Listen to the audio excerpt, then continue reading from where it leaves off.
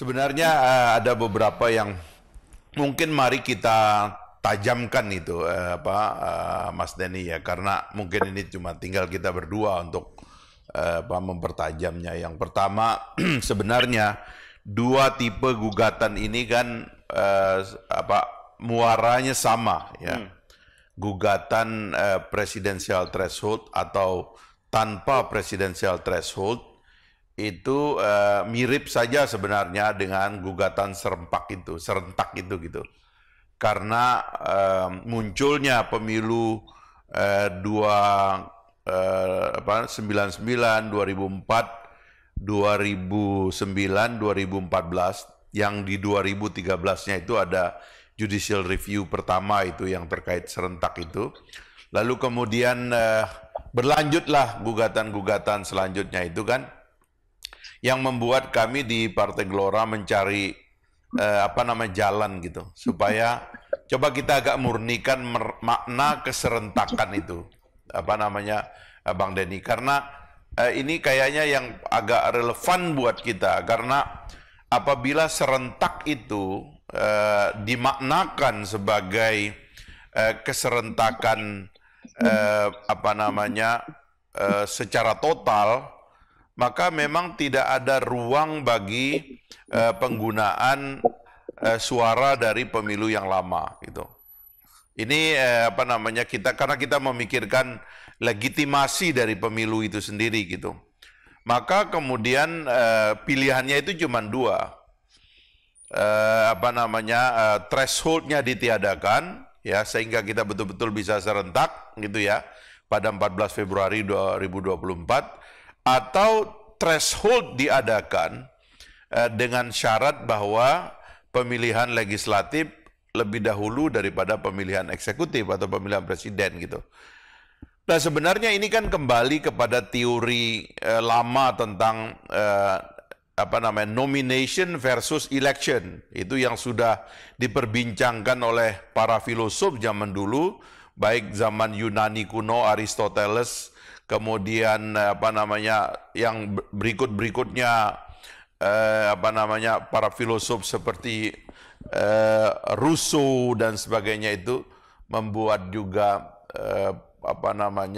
kecemasan ya, sampai pada abad-abad 19 oligarki Amerika mengatakan ini kuncinya, dia bilang I don't care about who will be elected by the people, but I care about the nomination.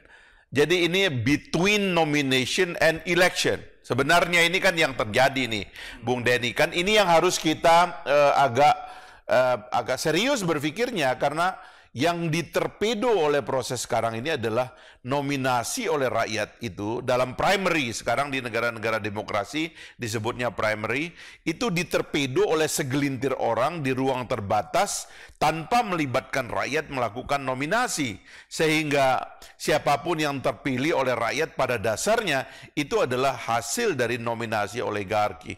Nah ini bagaimana ini kita ajukan, sebab saya mengapresiasi sebenarnya waktu para hakim MK mengatakan di sidang pertama, saya kebetulan sebagai penasihat hukum, kan ditantang, ayo yakinkan kami, kasih argumen yang membuat kami berubah, kan begitu kata hakimnya itu. Wah kita bilang menarik juga ini, ditantang kayak begini. Iya. Sehingga waktu kita melakukan revisi pada sidang kedua, betul-betul kita melakukannya secara total dan seluruhnya itu tidak ada yang ditolak revisinya itu, dan diterima. Dan betul itu, waktu pembacaan putusan, legal standing kita diterima, argumen kita dibilang baru, ini belum pernah ada, dan seterusnya dan seterusnya. Tapi sayang pemeriksaan perkaranya tidak diteruskan gitu. Ya itu tadi, kayak kita disiapkan untuk melawan gitu, tiba-tiba kita pertandingannya dihentikan. Yeah. Nah ini gimana caranya gitu, kita cari jalan nih Bung Denny, bareng-bareng gitu ya. Saya nanti kalau ada public examination yang di DPD atau sebagainya, apalagi ini udah melibatkan satu lembaga negara yang sebenarnya adalah lembaga representasi yang sama kuat dengan DPR sebenarnya, diukur dari sumber dari kekuasaan yang mereka dapatkan suara rakyat itu ya. Jadi harusnya ini udah merupakan satu titik final gitu sehingga kita bisa betul-betul di 2024 tuh memurnikan kembali proses election kita ini untuk mencapai tujuan yang sebenarnya gitu. Nah ini yang mungkin saya pengen agak tajam nanyanya ke Mas Denny sebelum kita berbincang mempertajam ini gitu. Karena ada waktu setengah jam lagi nih Bang Denny. Itu aja mungkin pertanyaan saya gitu. Silakan Bang Denny, ini menarik ya, eksepsi untuk mungkin dilakukan bersama-sama menurut saya ini menarik juga dan bisa ada edukasi publik juga tuh bisa dilakukan tuh Bang. Silakan Bang. Ya, Bang Fahri, terima kasih ya. Saya tadi mendengar penjelasan Fajar ya, juru bicara, dan ya tentu saja dia akan menjawab dengan alasan-alasan normatif, keterbatasan begitu. Misalnya tentang independensi, dia menjawabnya dengan kan itu sidangnya terbuka, tidak ada ruang-ruang tertutup. Itu saya komentarin dulu gitu, karena ya kita tahu bahwa faktualnya hakim-hakim MK ada yang sudah ingkrah menerima suap sebagai kasus korupsi gitu. Tapi bukan MK yang sekarang kan Bang, yang lalu dan sudah mundurkan diri kan?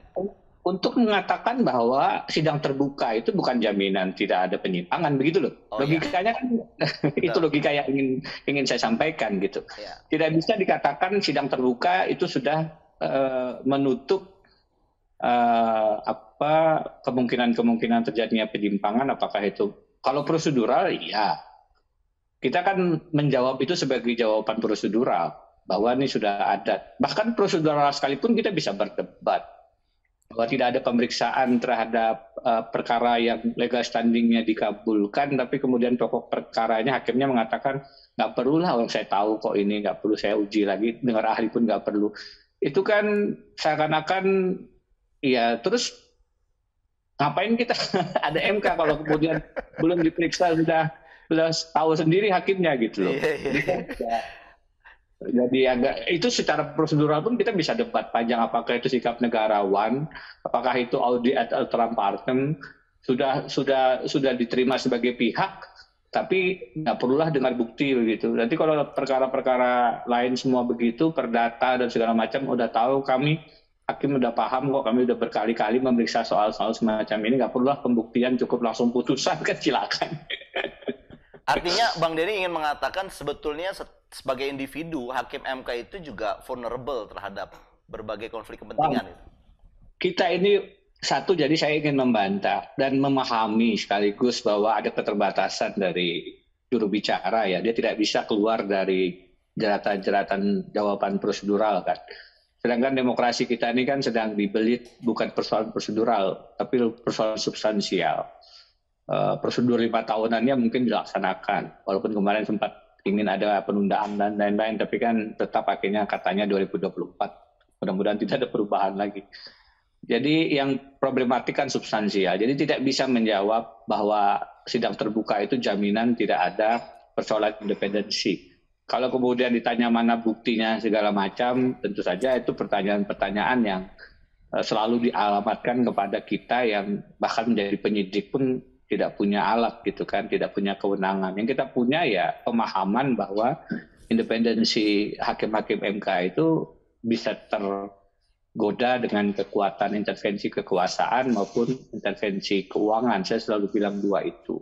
Intervensi politik dan intervensi uang gitu. Tadi alasan bahwa MK punya kewenangan untuk langsung memutus tanpa pemeriksaan perkara itu memang dalam beberapa perkara semacam itu. Tapi ya bagaimana ya, kita ingin membaca hukum ini kan tidak bicara soal prosedur saja, tapi juga substansinya. Bagaimana Anda bisa menolak permohonan, membuktikan ada kerugian konstitusional, tanpa kemudian memberi ruang. Bukalah ruang satu kali sidang lah untuk kemudian lebih memberikan asas audi ad alteram partem misalnya. Oh ini bukan perkara antar pihak, ini yang diuji adalah undang-undang. Kita paham semua itu. Tapi alangkah bijaknya, kan kebijakan itu kan bicara tentang etis, etika, dan kenegarawanan hakim konstitusi kan diuji di sana ya.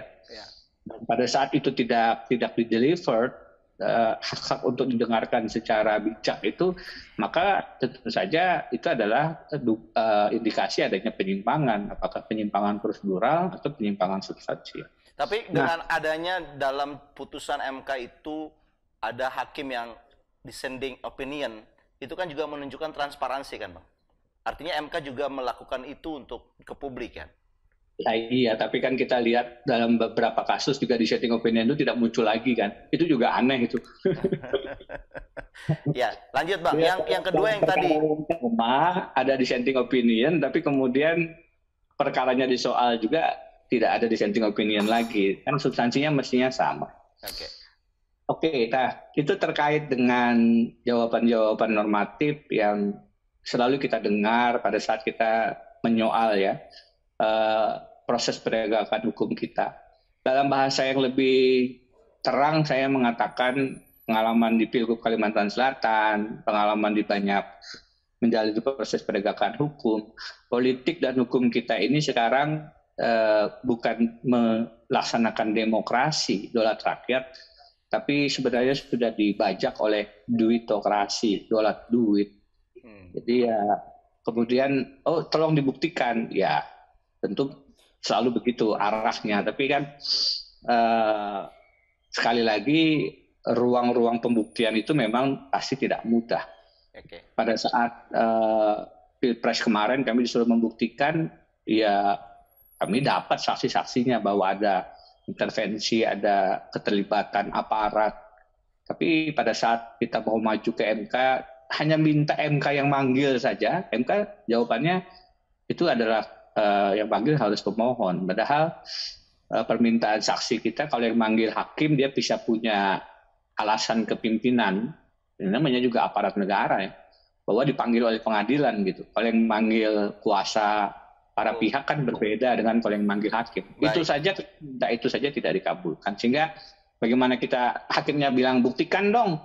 Kita ingin hadirkan saksi, minta dipanggil saja tidak dilakukan. Banyak hal-hal yang bisa kita perdebatkan lah tentang pembuktian-pembuktian itu. Nah, menjawab pertanyaan Bang Fahri tadi, ya tentang keserentakan dan presidential threshold ini saya setuju.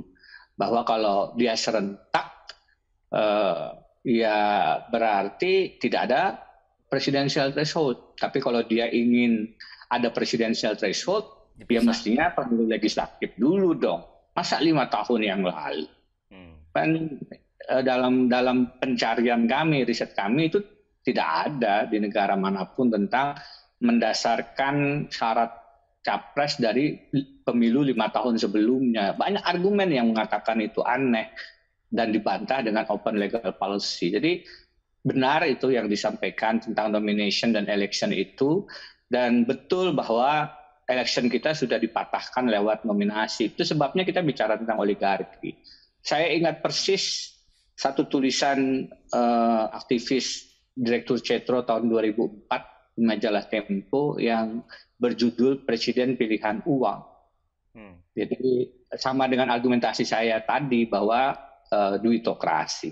Pada saat secara nominasi kemudian calon-calon presiden itu sudah dieliminasi karena persoalan-persoalan syarat prosedural yang cenderung koruptif, maka sebenarnya bukan ada pemilihan presiden langsung. Itu kan esensinya pemilihan presiden langsung itu membuka ruang luas, bukan hanya election tapi nominasi.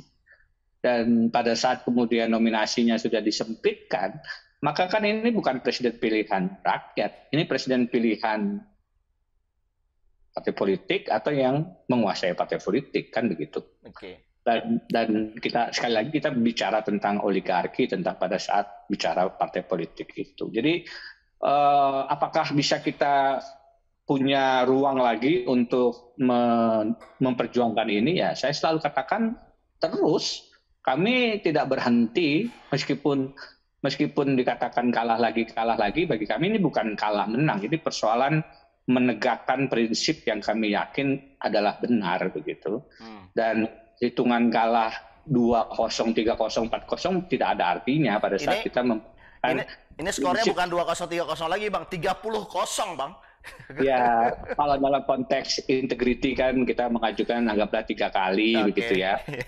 Dan tentu saja kita menghitung yang lain-lain juga. Ya, Oke. bagi kami ini adalah advokasi publik yang harus terus disuarakan dan berkolaborasi bekerjasama dengan partai-partai termasuk keluar tentu selalu menarik. Ya. Besok eksaminasi kalau Bang Fahri ingin bergabung ya itu di DPD di ruang mana begitu, pasti Bang Fahri datang pasti juga akan sangat welcome gitu. Kembali ke persoalan tadi ya, serentak ini kemudian dimaknai digabungkan dengan presidential threshold itu konsep yang menurut saya cacat lah. Konsep yang harusnya dimaknai unkonstitusional. Ya. Tidak bisa digabungkan keserentakan itu dengan presidential threshold karena menghasilkan satu bukan hanya keanehan, anomali, tapi inkonstitusionalitas sebenarnya karena double inkonstitusionalitas. Serentak saja, kalau serentak barangkali bisa open legal policy, tapi begitu presidential threshold, waduh, presidential threshold-nya sudah unkonstitusional digabungkan dengan keserentakan jadi illogical, inkonstitusional dan juga illogical gitu loh. Iya. Bagaimana Anda mensyaratkan pengusungan nominasi berdasarkan hasil pemilu 5 tahun sebelumnya, padahal kalau begitu kan itu menentang pemilu yang berkala dan pemilu yang jujur dan adil, terutama pemilu berkala. Kenapa ada prinsip keberlanjutan, keberkalaan dalam pemilu? Karena dia ingin mewadahi perubahan aspirasi. Pemilu itu kan salah satunya memberi ruang koreksi kepada rakyat untuk memilih apakah calon anggota legislatifnya atau calon eksekutifnya, presiden. Dengan demikian dia membutuhkan kerutinitasan. 5 tahun sekali. 5 tahun sekarang saya ingin milih Partai Gelora. 5 tahun selanjutnya saya ingin tetap karena kinerjanya baik. Kalau kinerjanya tidak baik, saya ingin memilih partai yang lain. Kan begitu. Pemilu itu punya rutinitas 5 tahun. Salah satunya untuk memberi ruang koreksi kepada publik. Nah, ruang itu kan ditutup dengan mensyaratkan calon presiden, tapi dukungan syarat presidensial threshold 5 tahun sebelumnya. Bagaimana? Kami tidak ingin memilih calon presiden yang didukung partai yang kemarin itu, karena ternyata partai kemarin itu tidak sesuai harapan. Iya, agak terputus nih suaranya ini, Bang Denny Indrayana. Hal-hal semacam ini kan illogical gitu loh. Okay. Dan sayangnya itu yang kemudian tetap dipegang oleh hakim konstitusi dengan berbagai dalil yang ya tentu saja mereka akan bilang ada argumentasinya, tapi tetap dalam permohonan kami sampaikan 5 tahun ini inkonstitusional dan illogical. Nah, bagaimana kita melawan itu? Ini bukan persoalan normalitas lagi, ini absurditas. Jadi tidak cukup hanya kita bicara teori, wacana, kita harus melakukan langkah-langkah hukum, langkah-langkah publik, media campaign, public campaign, bahkan langkah-langkah yang bukan berarti kita mendorong langkah-langkah inkonstitusional, tapi memang kita sedang diuji kesabarannya pada hadapan dengan logika-logika yang absurd semacam ini. Apakah kita bertahan dengan langkah-langkah formalitas argumentasi legalitas saja? Kita sedang diuji betul begitu. Tapi saya khawatir pada titik-titik tertentu kemudian kesabaran ini juga, meskipun kalau atas seorang rekan ada kesabaran revolusioner, lama-lama juga bisa jebol juga, dan itu yang sebenarnya tidak kita khawatirkan. Dan kesabaran kita sebenarnya untuk 30 kali menguji ini sudah revolusioner. Apakah kita akan tetap bertahan karena menghormati konstitusionalitas? Tapi di sisi lain saya ingin tutup kalimat ini dengan mengatakan, berdasarkan presidensial threshold ini, saya ingin menyampaikan penutup yang barangkali dianggap terlalu keras, tapi harus saya sampaikan, Mahkamah Konstitusi sendiri tidak menjaga konstitusionalitas amanah yang diberikan pada dia sebagai penjaga konstitusi.